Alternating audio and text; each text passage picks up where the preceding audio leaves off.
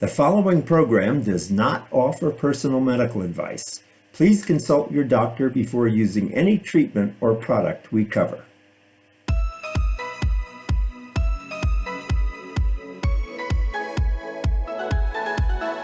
Welcome to Go to Health Media with your host, Jonathan Marks.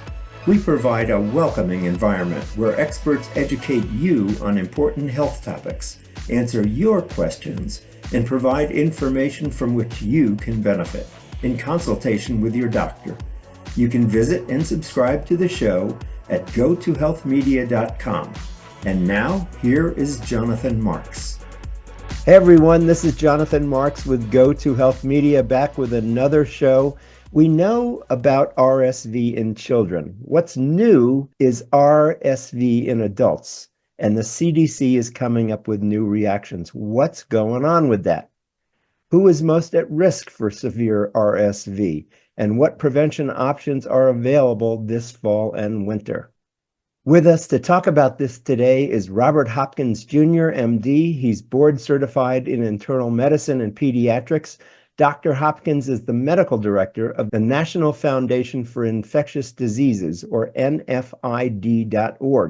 He helps to advance the NFID mission through building vaccine confidence, addressing health equity issues, increasing awareness of disease prevention and treatment, and strengthening NFID partner collaborations.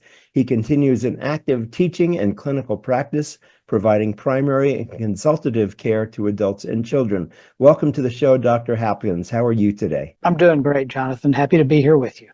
Good. So we know about RSV in children. What's new with RSV in adults, and why is the CDC coming up with new recommendations now?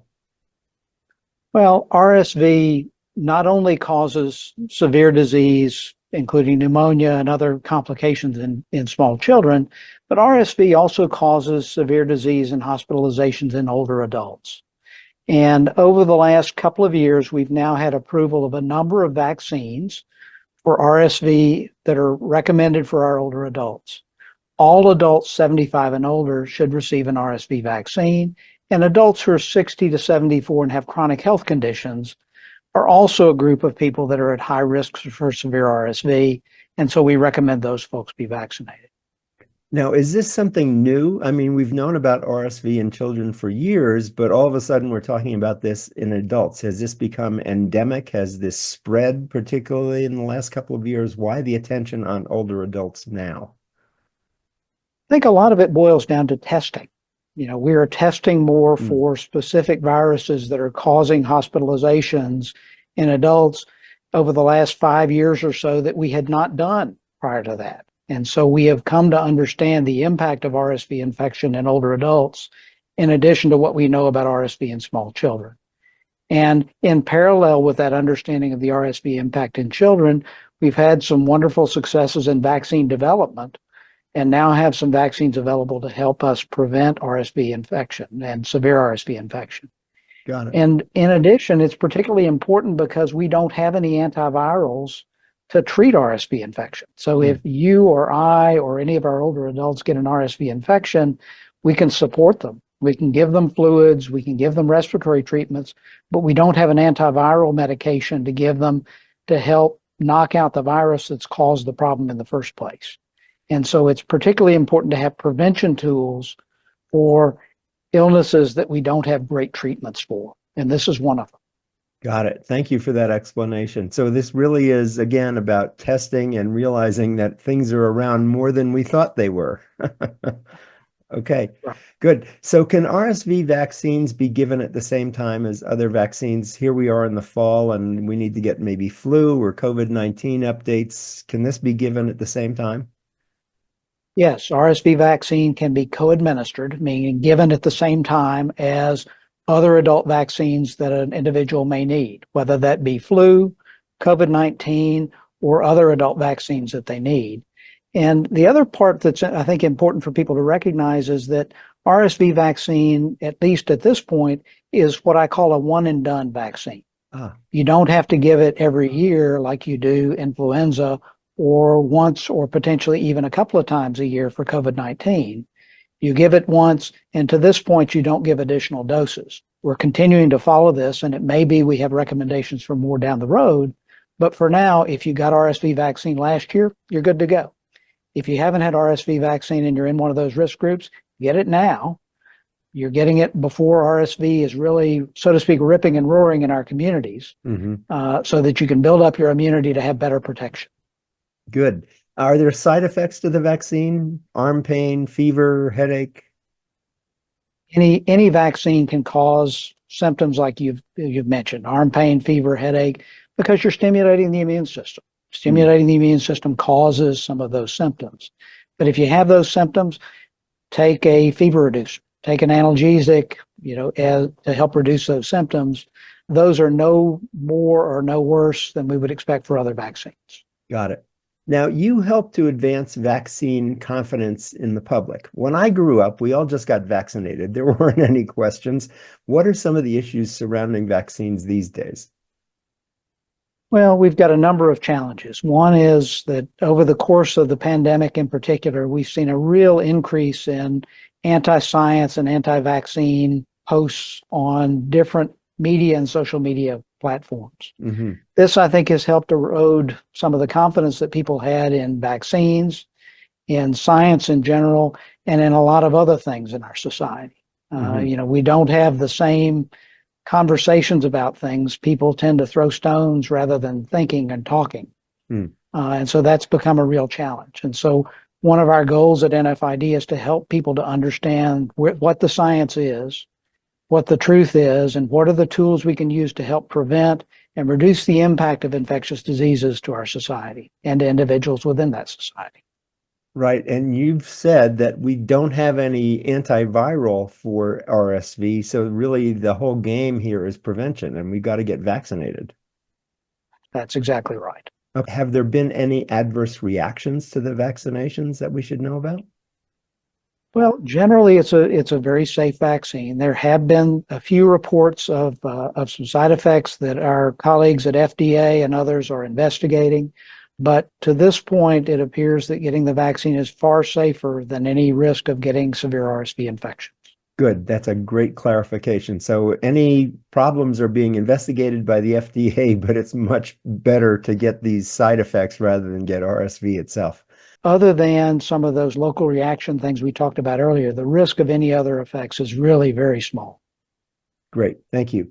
I mentioned that you address health equity issues. Can you explain what health equity is and why it's important? Well, there are, unfortunately, for many vaccines, for many interventions in our society, there are people that have better access to those tools than others. I think it's a real challenge that we don't have equal availability of vaccines to people in rural communities and urban communities. It's a challenge that certain racial and ethnic groups or people that have certain lifestyles don't have the same access to vaccines and other preventive tools as others. And so one of the things that we try to encourage is that we want vaccines to be available, accessible, safe, and low cost to everybody without regard for the color of your skin, whether you make no money, whether you have low income or whether you have high income, and whether you live in a rural community or an urban community. We want equitable availability of prevention and treatment tools to all across our society. Now, what's the issue with rural healthcare? I mean, is it harder to get a vaccine if you live in a rural area than if you live in a major city? What are those issues? Well, I live in the state of Arkansas. Unfortunately, across the 75 counties in the state of Arkansas, many of which are rural, many of those counties don't have a medical provider. They don't have a hospital. They may have one pharmacy or no pharmacies. And if you have to drive 20 or 30 or 50 miles to get to a healthcare provider, that's going to be a challenge for some people to get preventive tools available to. And so if you don't have access, that's a problem. And so we want to try to do what we can to try to get equal access to people. Good. Now, people can go to learn more. I have an organization here that you're working with called Champions for Vaccine Education, Equity, and Progress. And if people want to learn more about RSV, they can go to cveep.org. That's cveep.org. cveep.org. Is that correct? That is correct. Good. And NFID.org also has a lot of resources about RSV as well. Great. And so are you working with them in collaboration to get the word out about RSV? What's that relationship? Well, NFID, one of our core values is to collaborate with others to try to spread the message as widely as possible, to try to reach people where they are, and to try to help them understand the value and how to access prevention and treatment tools against infectious diseases. Wonderful. Great. Well, thanks so much for being with us today. We've been talking with Robert Hopkins, MD. He's the medical director for the National Foundation for Infectious Diseases. That's nfid.org. And you can also find more information about RSV there at nfid.org or at cveep.org. That's cveep.org. Thanks so much for being with us today, Doctor. Pleasure being with you, Jonathan. Thank you. And as we say at the end of every show, remember, go to health. Take care. We'll see you again next time. Bye-bye.